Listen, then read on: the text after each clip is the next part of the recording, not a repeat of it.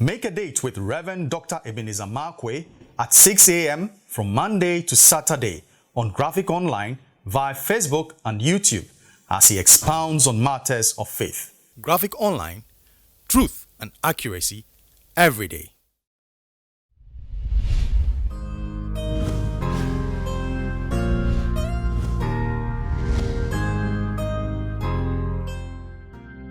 Hello, this is Reverend Dr. Ebenezer Markwei of Living Streams International, bringing you matters of faith with Graphic Online.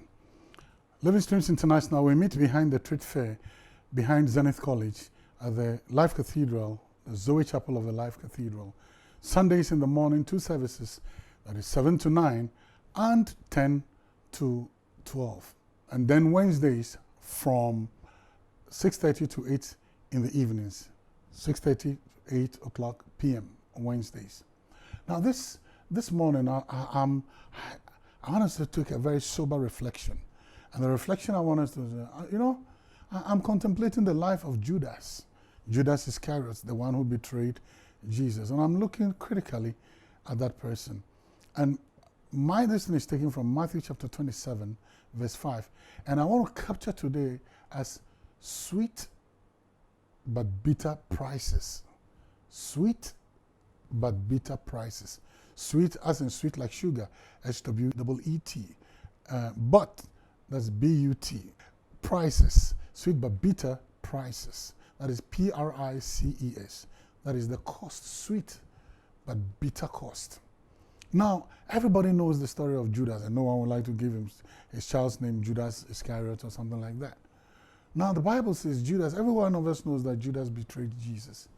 But he just didn't betray Jesus for the sake of betrayal, but he betrayed Jesus for profit.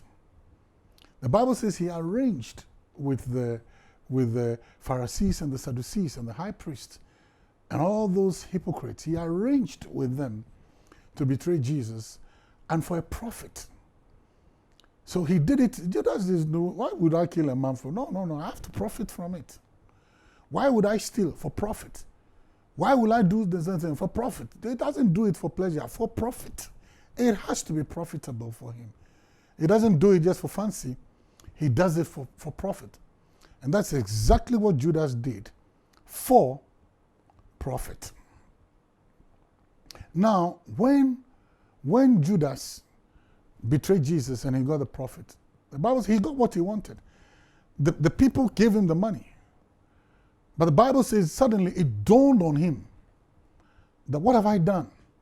So the money that he had illegally acquired, the money that he had acquired through very, very, very, wicked means, the money that he had selfishly acquired at the expense of somebody else's life, the monies that people have acquired at the expense of somebody's well-being, somebody's health, and money that has been acquired through pillaging coffers, money that had been acquired, it will be sweet.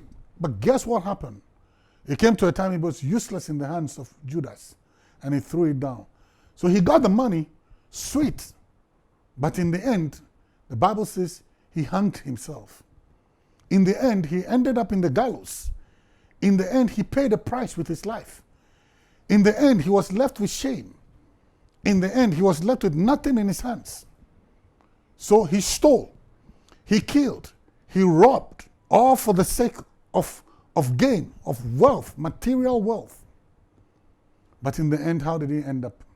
I know of people, when I say I know of people, you may engage in the sale of drugs, but in the end, if you don't pay a price, your child will pay a price.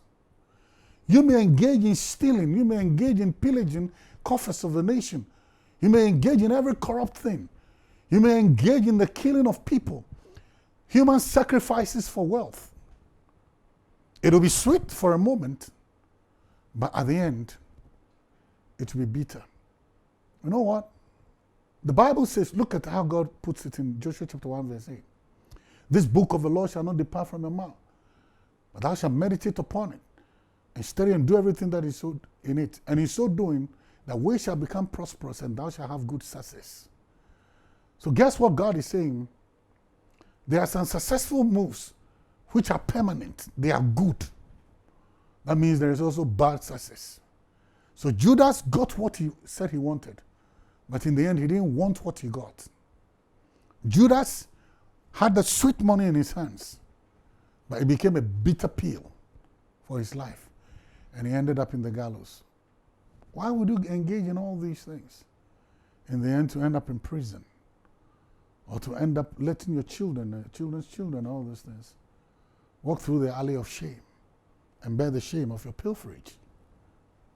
You know what? There are choices in life.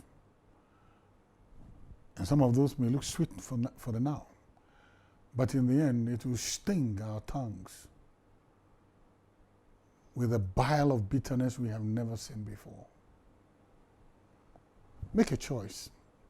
Let it be sweet, sweet, but not sweet and bitter in the end. The choice is yours. See you later.